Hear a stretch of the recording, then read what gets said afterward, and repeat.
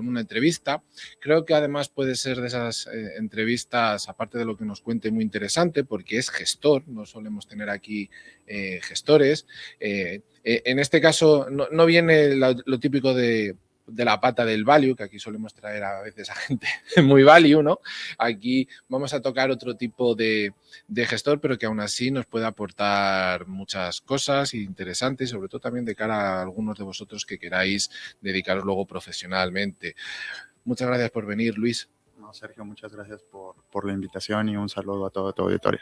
Es Luis Castañeda, que es socio de la división de inversiones en Asson Partners Group, ya los hemos tenido aquí en alguna ocasión. Y en este caso, Luis, aunque te he presentado un poquito, que llevas la parte de la división de inversiones dentro de Axon, pero cuéntanos un poquito exactamente, no sé si decir el día a día de lo que sería tu trabajo, pero un poquito dentro de Axon, ¿qué parte? Vale, perfecto. Pues un poco para contextualizar al auditorio, dentro de Axon tenemos dos estrategias de inversión, una directa y una indirecta. En la indirecta no me voy a enfocar, que son los fondos de fondos. En la parte directa tenemos algunos fondos de capital de crecimiento, algunos fondos que invierten en empresas cotizadas en mercados alternativos y tenemos una estrategia en la que invertimos en transición energética. Esta es una estrategia mucho más del tipo venture, en donde estamos invirtiendo en empresas en fases tempranas, algunas en fase semilla, fases presemilla, pruebas de concepto, en temas vinculados a orientar al net zero, ¿no? A llevarnos a este net zero. ¿Cómo se ve el día a día? Pues buena parte de lo que hacemos es buscar oportunidades a nivel global. Hoy en día estamos mirando pues un promedio de unas 100, 120 oportunidades por mes, porque digamos vemos cosas que están desde las universidades, cosas que están en laboratorios, cosas que están en centros de investigación, cosas que están en aceleradoras y buena parte del trabajo consiste en hacer ese filtro inicial para asegurarnos de que pues bueno, es una idea invertible, que está dentro de nuestra tesis de inversión, que cumple algunos de los criterios para que sea una inversión viable dentro del venture capital. Y posteriormente, pues de estas 130 analizaremos en detalle unas 5 o 10, que son en las que profundizamos mucho más. Entraremos a negociación pues con 2 o 3 de ellas para finalmente pues cerrar una o dos, ¿no? Digamos, el objetivo es que en un horizonte de entre 24 y 36 meses construyamos un portafolio en torno a las 25 o 30 empresas y que a medida que estas empresas se vayan desarrollando y vayan creciendo, pues podamos acompañarlas a lo largo de su vida. ¿No? Es un poco el cómo se ve el día a día y dentro de esto, pues bueno, tienes muchas derivadas, ¿no? Hay picos y valles dentro de la vida del fondo. Ahora mismo estamos en la fase inicial en la que estamos combinando la parte de levantamiento de fondos, que pues nos faltará por ahí un copetito para llegar al tamaño objetivo que tenemos. En paralelo estamos buscando oportunidades y estamos ya cerrando las primeras dos, esperamos anunciarlas en los próximos días.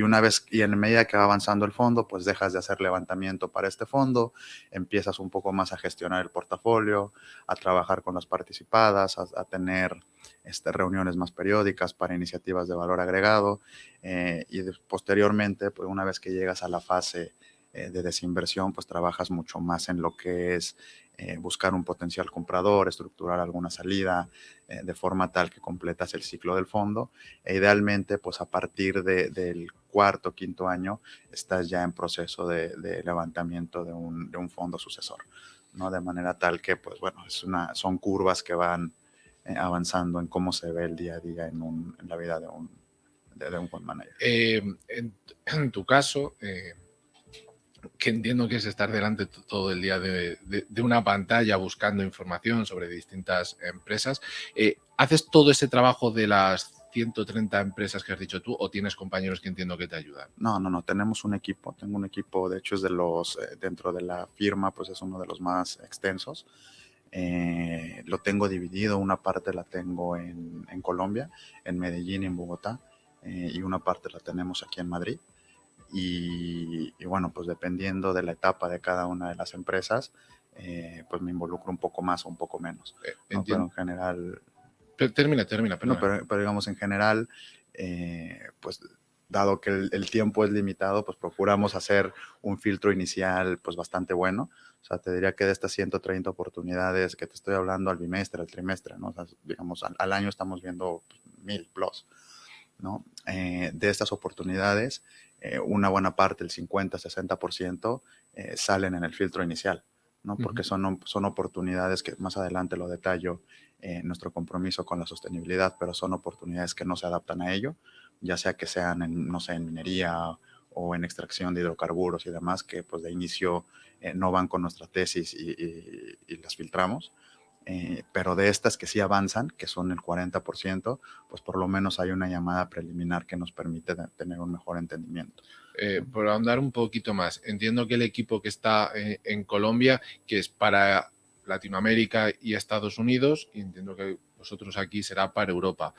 ¿Dejáis un poquito de lado quizás Asia o de momento donde veis más potenciales en, vamos a decir, todo Estados Unidos y Latinoamérica y aquí en Europa? Pues mira, aquí hay un par de cosas a considerar. La primera es el know-how y la cercanía que tenemos de ciertos mercados, ¿no? De ahí que tengamos cierta predilección por las Américas y por Europa. Asia, la realidad es que hemos tenido algunas experiencias, pero no tenemos una oficina local, por tanto, nos es más complicado acceder a las buenas oportunidades ahí. No lo descartamos porque esta estrategia tiene una dependencia muy grande en coinversiones, por lo cual si tenemos alguna oportunidad con alguno de los gestores aliados que tenemos allá, pues seguramente la miremos, pero por ahora activamente no estamos haciendo un proceso de scouting en Asia, es mucho más reactivo. Y el equipo que está en Colombia, pues aquí depende un poco más del tema sectorial y de la vertical en particular, ¿no? Por ejemplo, el equipo de Colombia tiene una relación muy estrecha con uno de los corporativos que trabajamos, que están muy interesados en ciertas verticales. Entonces, aquellas empresas que están dentro de esa vertical, que son mucho más digitales, pues el equipo en Colombia se encarga. Mientras que aquellas cosas que son un poco más técnicas, quizá con una visión o con un mercado mucho más europeo, tiende a verlo el equipo de aquí, ¿no? Porque digamos, en esta industria la regulación juega un papel muy importante y pues realmente ahí hay modelos que no son exportables entre regiones y por tanto pues hace mucho más sentido que los vea un equipo u otro, ¿no? Pero la realidad es que no tenemos una política de, oye, esta es europea, la ve el equipo aquí, sino es un equipo bastante bien conectado que permite que gente en América Latina esté viendo oportunidades en Europa y viceversa. Cuando vosotros participáis directamente en estas compañías, has dicho coinversiones, pero dentro de esas coinversiones entiendo que serán con otros socios, quizás, no sé si decir partners vuestros u otros fondos o empresas que quieran entrar, pero vosotros tenéis, digamos, la mayoría, quizás no digo que tengáis todas las acciones, ¿no? Sino dentro de los distintos accionistas que luego se conforman, ¿sois mayoritarios o simplemente tenéis una participación en función de la cantidad de compañías que queréis tener? Yo te diría que aquí depende mucho más de la transacción en particular que estemos hablando, ¿no? Hay algunos sectores o algunas verticales en donde nos sentimos más cómodos. Por ejemplo, Internet de las Cosas, que tenemos pues, mucha experiencia porque somos inversores en una de las principales empresas de IoT en España, porque hemos estado en esta vertical por bastantes años y ahora mismo estamos mirando una oportunidad vinculada al tendido eléctrico con Internet de las Cosas y ahí nos sentimos mucho más cómodos, ¿no? Entonces es una ronda que estamos liderando, donde nosotros somos el inversor que pone el ticket más grande, nosotros negociamos las condiciones e invitamos algunos otros fondos a participar con nosotros y también la empresa pues tendrá algunos inversores que les interesa participar y los invitamos a la ronda. Hay algunas oportunidades donde pues, nosotros somos los invitados, porque el deal lo consiguió alguien más o porque, pues digamos, por alguna de nuestras conexiones llegamos a ese deal, pero ellos ya tenían algo negociado. Entonces ahí, pues acompañamos la ronda y hay algunas en las cuales deliberadamente preferimos ir acompañados de gente que tenga mucho mayor expertise en el sector en temas muy técnicos, ¿no? De manera tal que si nosotros logramos entender muy bien la oportunidad de negocio, vemos el caso de negocio tiene sentido, pero la tecnología, pues no somos o no tenemos el expertise para valorar si es una tecnología puntera o no, pero uno de los coinversores sí lo tiene, ya sea porque es un industrial o porque tiene mucha experiencia en esta vertical, pues bueno, ahí preferimos que ellos sean los que lideren y nosotros acompañar. Perfecto.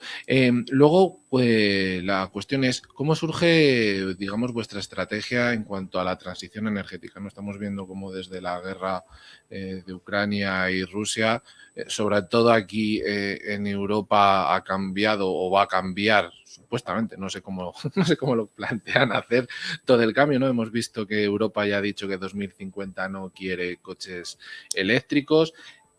Alemania ha metido por ahí un poco al final el pie, ha dicho, bueno, hasta 2035, pero que sean sintéticos los combustibles. O sea, vamos viendo ahí, pero entiendo un poquito que vosotros vais buscando, bueno, pues esas energías verdes, etcétera. No sé si dentro de esas energías verdes, al final sí que Francia pudo conseguir, si no me equivoco, el tema de la nuclear, el hidrógeno verde ahora que sí con el gasoducto que quieren poner allí en Cataluña. Bueno, un poquito ahí, nos cuentas un poquito tú. ¿Cómo llegamos a esto? Pues digamos, dentro de esta transición a lo que le llaman el net zero, pues una parte, claramente una de las más importantes es la parte energética, aunque tiene, digamos, algunas otras patas, pues no sé, la pata agro, la pata de alimentos, por ejemplo, de estas nuevas proteínas alternativas y demás, que también tienen su impacto.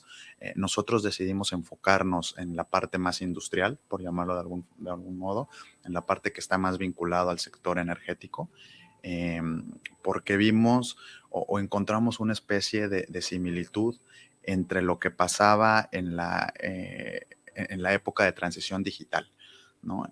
Pues recordarás en los 90s, 2000s, donde digamos, las empresas que surgían y las empresas que predominaban y la inversión iba principalmente a sentar las bases de la infraestructura de lo que hoy es el Internet, ¿no? Y hoy día, pues realmente los modelos que están teniendo éxito son aquellas tecnologías que se cuelgan sobre esta infraestructura, pero que no necesariamente son las empresas que son dueñas de esta infraestructura, ¿no? Las necesitas a la gente que tire el cable y que tenga las torres y demás, pero las empresas que se están extrayendo el valor hoy día son aquellas que se apalancan de esta infraestructura, ¿no? Entonces nosotros vemos la misma tendencia en la parte de energía, ¿no? Y en la parte de transición energética. ¿Se podría llamar megatendencia? Yo lo diría así, es correcto.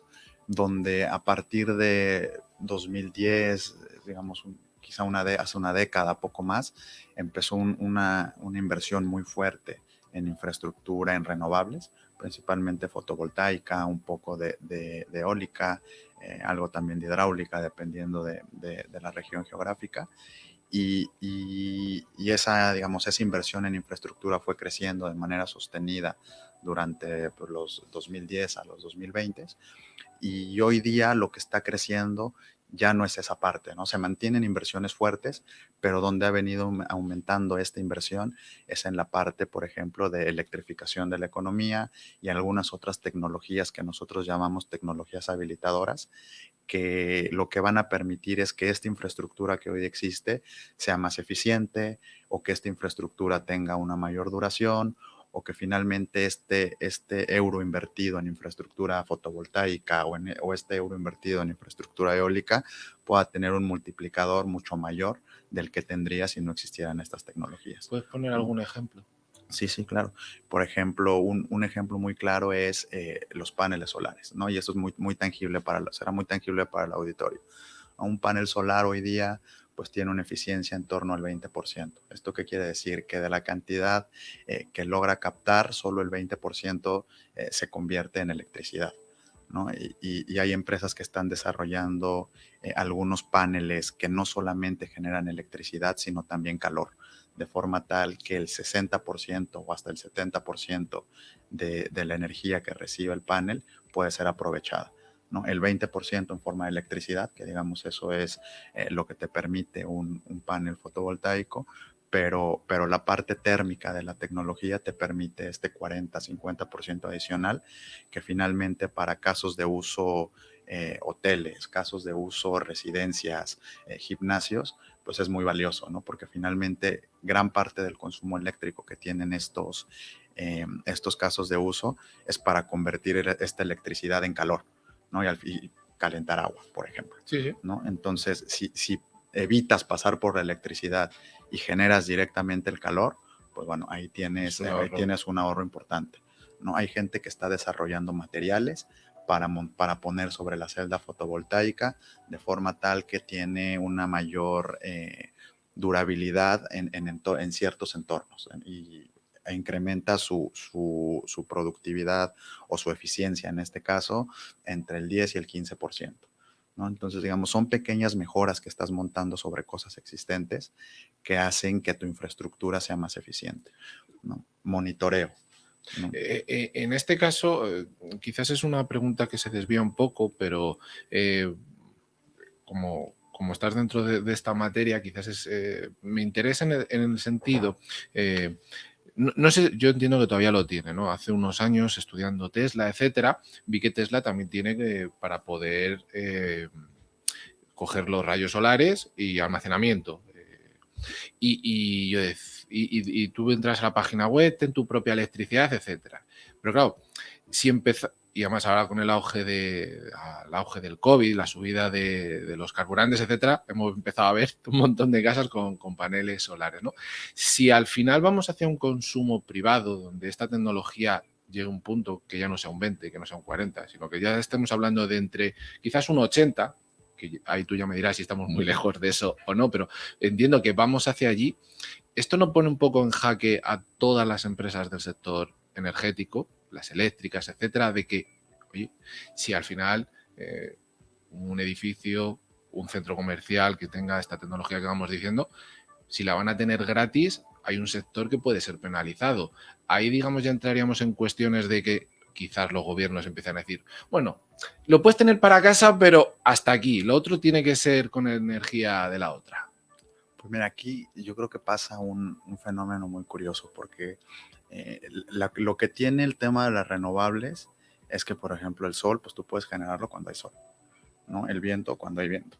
Y tú necesitas energía independientemente de si hay sol o si hay viento, ¿no? Entonces aquí en la medida en que tú puedas depender o puedas contar con un sistema de almacenamiento, pues te permite machear esa parte de generación con consumo, ¿no? Y yo creo que ese es uno de los principales retos que hoy día tiene el sector, hacer este empate entre el momento de generación y el momento de consumo.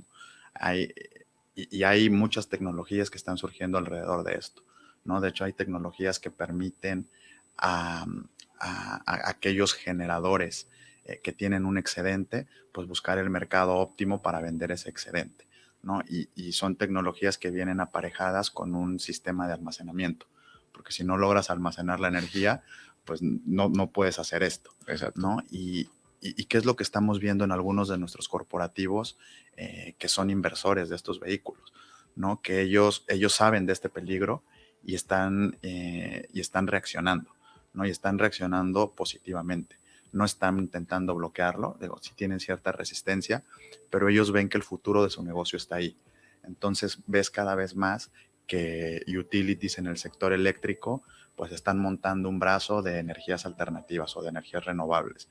Entonces, por ejemplo, uno de nuestros socios industriales en Colombia es también accionista indirecto a través de uno de estos vehículos en el mayor desarrollador de parques solares del mercado colombiano.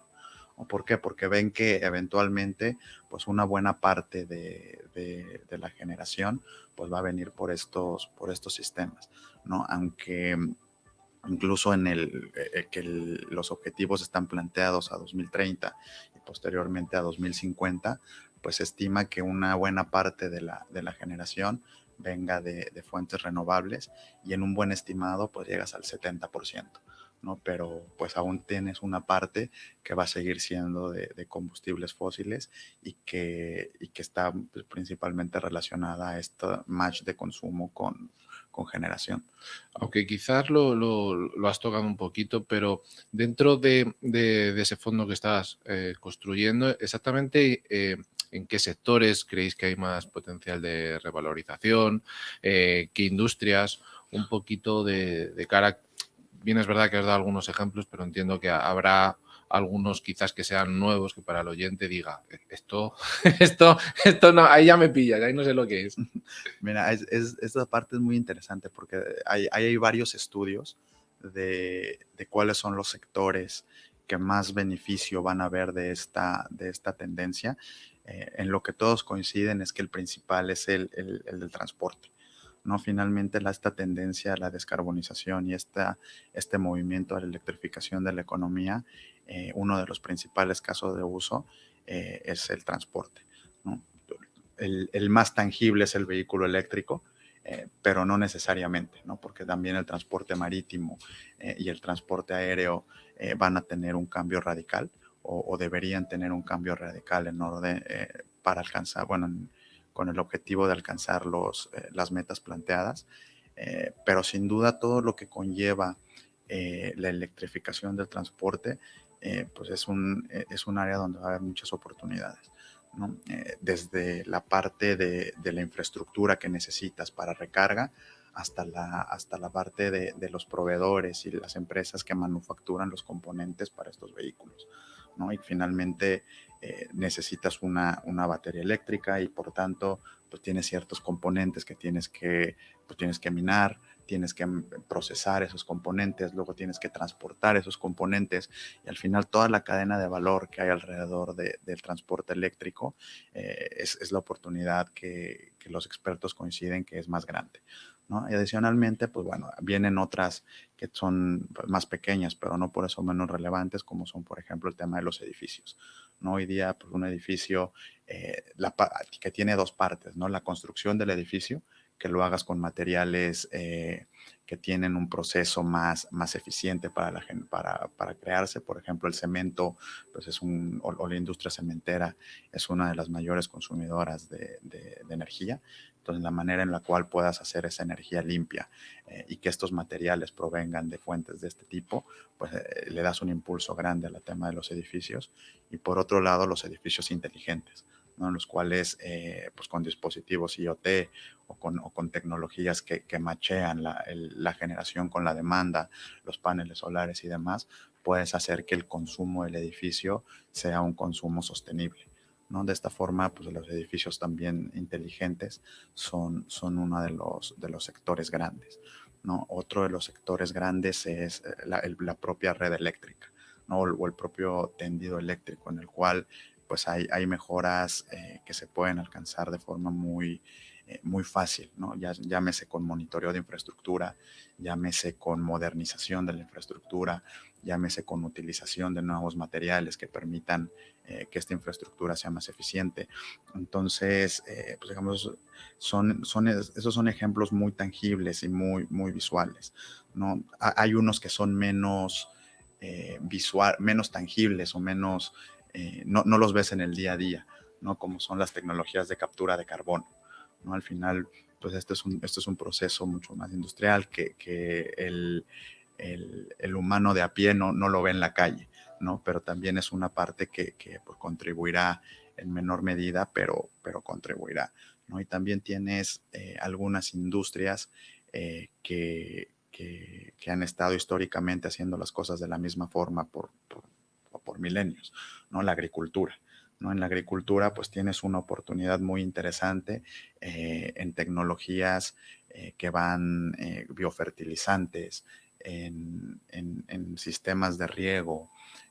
Digamos, al final hay muchas tecnologías alrededor del agro que también ayudan o que también van a ayudar a que se alcance este net zero y que no solamente van a permitir un uso más sustentable de los recursos, sino que también van a generar mucho dinero para aquel que logre capturar la oportunidad.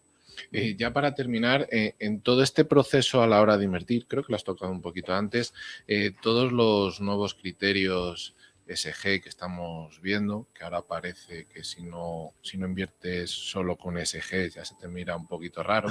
Bien, es verdad que de cara a ciertas empresas, ciertas industrias se lo están poniendo difícil, porque en el caso de que no entres dentro de esa pata, la financiación te sube un poquito. ¿Vosotros lo veis como algo indispensable? Primero, que quizás lo esté pidiendo el inversor, o que para vosotros es indispensable dentro de, quizás, como hemos dicho antes, es una temática que viene a revolucionar el mundo? Y no solamente esta parte, porque al final cuando vemos una temática es como una línea transversal, pero que luego va tocando muchas patas. Sí, pues mira, nosotros ya venimos haciendo inversiones con criterios ESG y apegándonos a estos estándares desde 2013, ¿no? Con uno de nuestros primeros fondos en América Latina. Y realmente lo único que hemos hecho es evolucionar y adaptarnos a las nuevas regulaciones, un poco porque está en nuestro ADN y un poco porque los inversores también así lo han solicitado, ¿no? Nuestros vehículos en general son artículo 8 o artículo 9 según la regulación SFDR. Para los que no están tan familiarizados, esta regulación es, digamos, te pide disclosures o te pide que hagas revelaciones sobre los criterios sociales y medioambientales que utilizas, siendo tres opciones, ¿no? Uno es no los utilizo, la otra es los promuevo y la última, que es, digamos, la más exigente, es no solo los uso y los promuevo, sino que el objetivo de mi vehículo o de mi fondo es hacer inversiones de acuerdo a estos criterios, ¿no? En el caso de nuestro vehículo de transición energética es este último, ¿no? Es un vehículo que su objetivo principal es hacer inversiones sostenibles, por lo cual es un vehículo clasificado como artículo 9 y que está en proceso de ser clasificado como artículo 9 y que cumple los estándares más altos en cuanto a monitoreo y reporting, pero también al momento de la toma de decisión de inversión, ¿no? Y esto a nivel firma, pues lo hemos ido madurando mucho y lo hemos trabajado pues bastante seriamente durante los últimos años. Y hoy día pues somos signatarios de los principios de inversión responsable. Tenemos estos criterios en cada uno de nuestros vehículos. A nivel gestora tenemos una política social y medioambiental. O sea, finalmente es algo que tenemos ya muy internalizado y que intentamos que rija nuestra actividad pues según los criterios de inversión de cada uno de nuestros vehículos. Pues ha sido un placer, Luis. Gracias Gusto. por la explicación que nos has dado, porque parece que no, pero cuando venís profesionales y lo explicáis así de cara, sobre todo al oyente, lo entiende todo mucho más fácil.